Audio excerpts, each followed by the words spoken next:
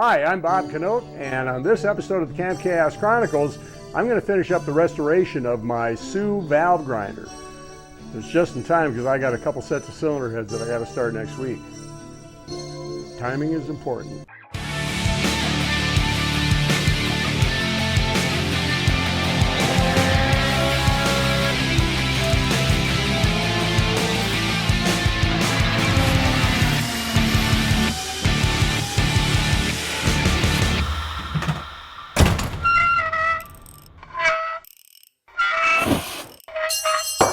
Dang it.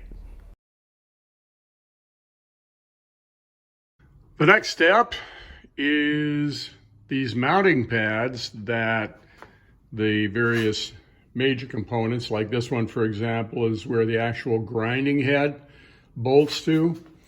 And these are the two rods that it moves back and forth on. And this is the one where the valve chuck resides. You can see the outline of where the actual head has been.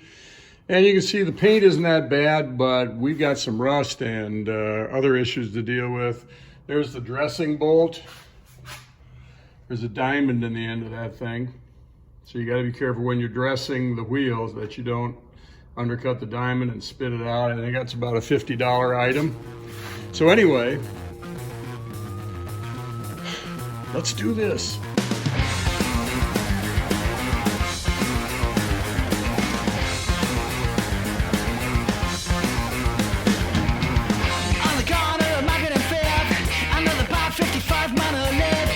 Driver got distracted and as soon as I got in an accident, and my scatter shook his self-defense, lost his memory at any expense, and then the witnesses went on to describe that in the window was a bearded guy on the radio. I got the two machine tables mounted on the base, and everything works the way it should and looks reasonably good.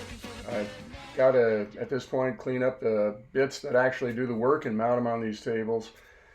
And I got to say that I like the paint, I like the patina, but I'm really tempted to actually paint the rest of this.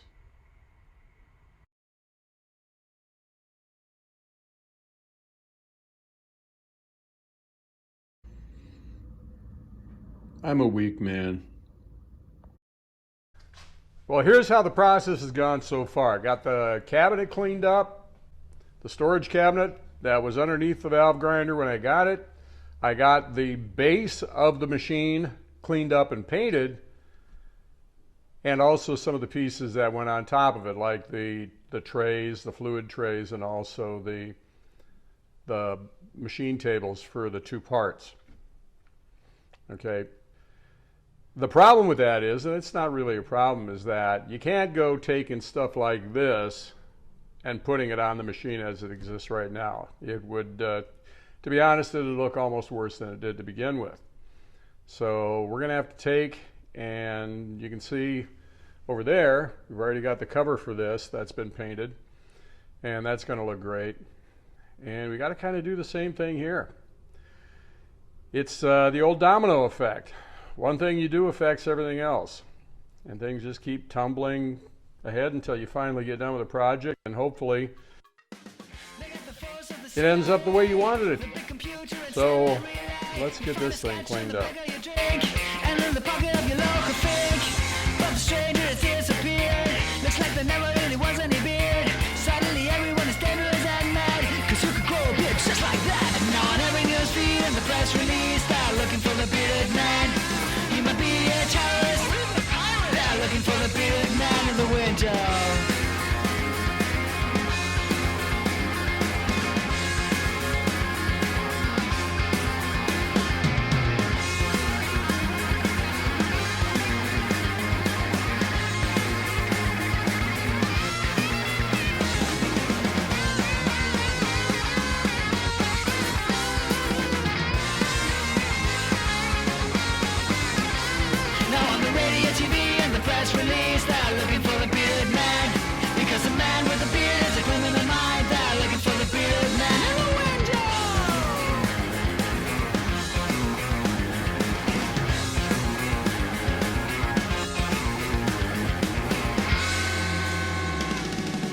Got another project done here at Camp Chaos. We got the Sioux valve grinder ready for active duty.